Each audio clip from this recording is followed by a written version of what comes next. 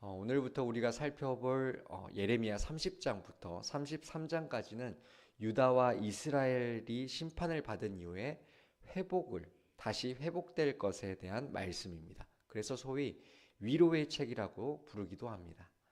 앞장인 29장까지는 거짓 선지자들의 잘못된 예언을 비판했었죠. 게다가 그들의 예언처럼 유다가 2년 안에 바벨론에서 돌아오는 것이 아니라 70년을 다 채워야 돌아올 수 있다는 비관적인 그런 메시지였다면 30장에서는 보다 희망적인 메시지를 주고 있습니다. 그래서 예레미야 30장은 유다와 이스라엘을 포로된 곳에서 돌아오게 하신다는 내용입니다. 그러한 맥락 안에서 오늘 말씀인 30장 1절부터 11절까지는 심판과 회복에 대해 예언을 하시는 내용인데요. 먼저 1절부터 2절 말씀에서 하나님이 말씀하신 바를 모두 책에 기록하라고 명령하십니다. 26장에서와 같이 예레미야 30장에서도 하나도 빠뜨리지 말고 자세하게 하나님의 마음을 그대로 전해야 하는 사명이 예레미야에게는 있었습니다. 그래서 30장 전체의 주제이기도 한 하나님의 말씀을 3절에서는 이렇게 전하고 있습니다. 우리 함께 3절 말씀을 다시 한번 읽어보도록 하겠습니다. 시작. 여호와의 말씀이니라. 보라, 내가 내 백성 이스라엘과 유다의 포로를 돌아가게 할 날이 오리니 내가 그들을 그 조상들에게 준 땅으로 돌아오게 할 것이니 그들이 그 땅을 차지하리라. 여호와께서 말씀하시니라. 아멘. 이 말씀은 지금 당장은 보이진 않지만 미래의 하나님의 백성들을 이 땅으로 돌아오게 하실 거라는 약속의 말씀입니다. 결국 말씀처럼 남유다는 멸망한 지 70년 후에 고레스 왕에 의해서 1차는 수룹바벨이, 2차로 예스라가, 그리고 3차에는 느헤미야가 이끌며 돌아오게 되었죠. 그런데 여기서 하나님이 하고 싶은 말씀이 무엇이냐? 이 모든 역사의 주인은 나 여호와이고 모든 일을 여호와께서 주관하신다는 것을 말씀하고 있는 것입니다. 그런데 우리도 우리 삶에서 하나님의 주권을 인정하지 못할 때가 참 많이 있습니다. 하지만 하루에도 몇 번씩 바뀌는 내 감정과 그리고 상황과 때로는 고난까지도 하나님의 주권 속에 있고 그 하나님이 깊숙이 개입하고 계신다는 것을 우리가 인정한다면 우리가 그 순간의 감정과 상황에 휘둘리거나 그리고 흔들리지 않을 수 있다는 것입니다. 육신의 눈으로는 보이진 않지만 역사의 주관자이신 하나님을 매 순간 믿음의 눈으로 바라보는 훈련이 우리에게는 필요합니다. 그리고 4절부터 7절까지는 이스라엘과 유다가 당할 심판에 대한 말씀을 하십니다. 하나님은 포로기한이라는 위로의 말씀을 주신 후에 곧바로 심판을 언급하십니다.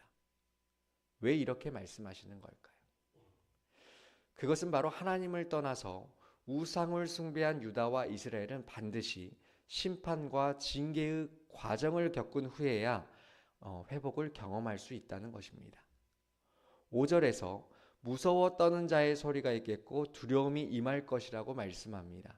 그리고 우리는 생물학적으로 남자는 해산할 수 없다는 것을 알고 있죠. 그런데 그렇게 생각할 수도 그리고 상상할 수도 없는 예상 못했던 일이 예루살렘에 벌어진다는 겁니다. 그리고 그로 인해서 남자들이 손을 허리에 대고 그리고 얼굴이 질려서 새파래졌다고 말합니다. 그만큼 해산의 고통과 같은 큰 심판이 유다와 이스라엘 앞에 임하게 된다는 것이죠. 그리고 이어서 7절에 슬프다 그날이여가 가리키는 날은 BC 주전 586년 바로 예루살렘이 멸망하는 날이라고 볼 수 있습니다.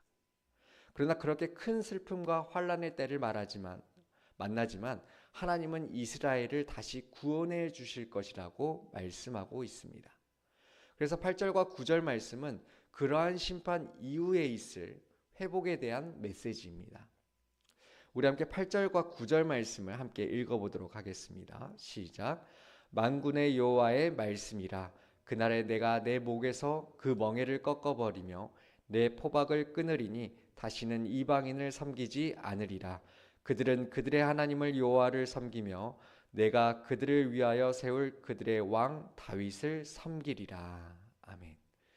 여기서 멍에라는 말은 70년간의 포로 생활을 의미하는데 하나님은 그날의 멍에를 꺾어버리고 포박을 끊으실 것을 약속하십니다.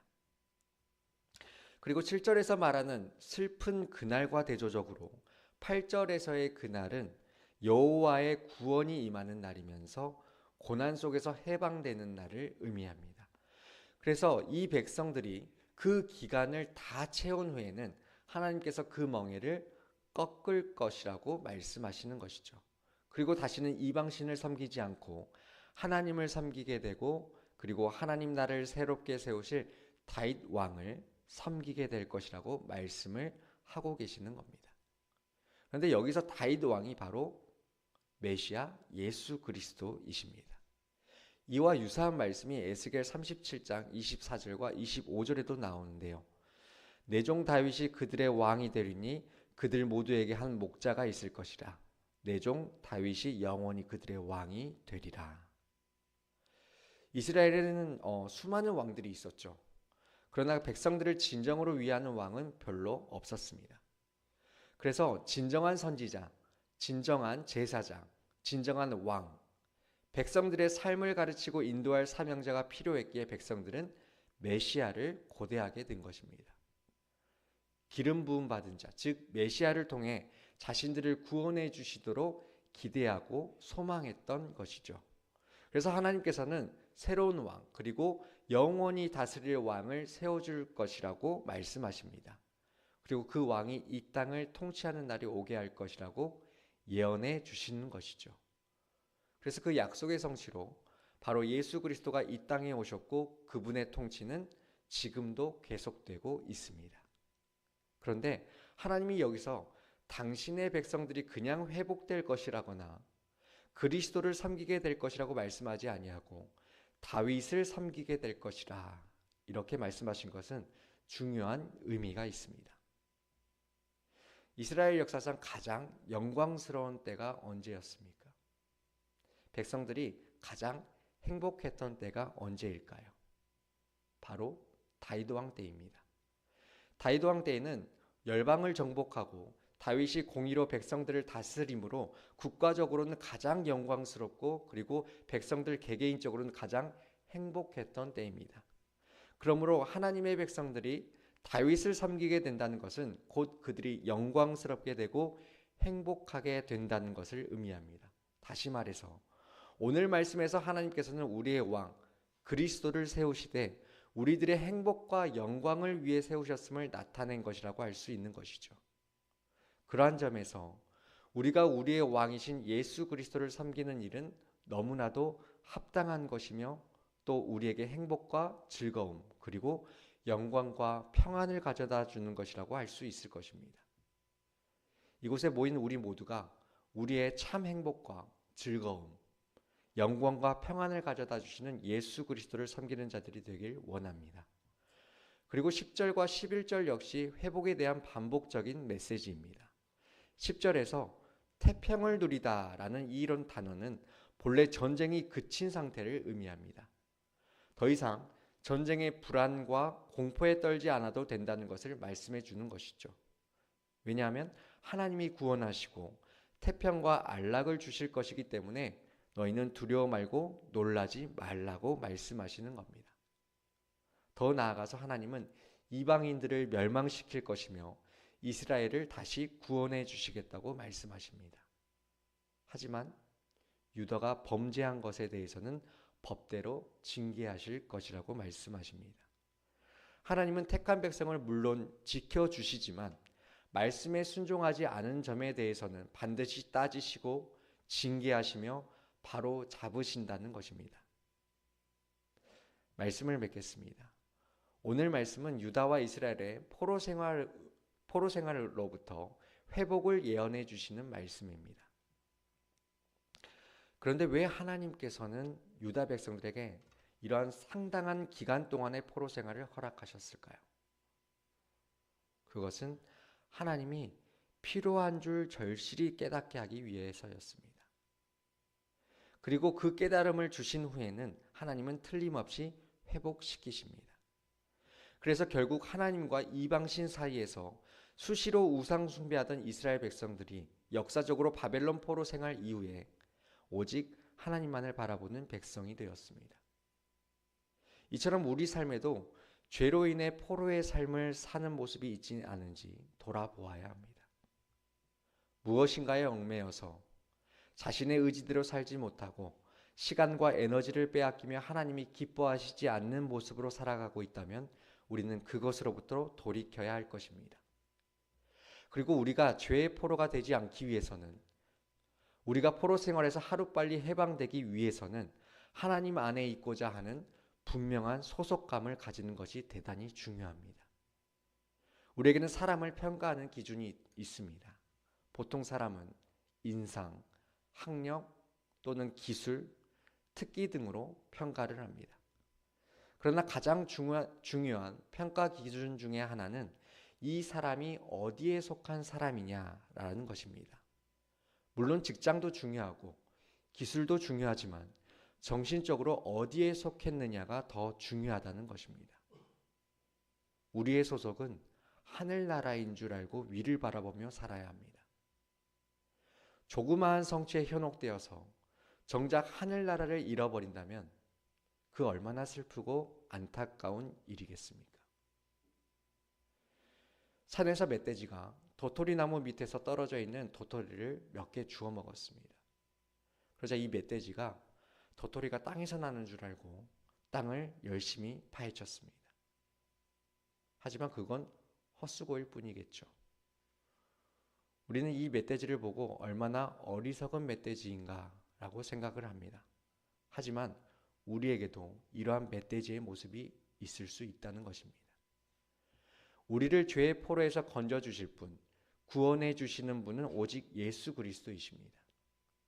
우리는 앞에 보이는 것들로 땅의 것들만 혈안이 되어 찾는 것이 아니라 우리의 왕 대신 영원한 왕이신 예수 그리스도를 찾고 늘 그분과 동행해야 합니다.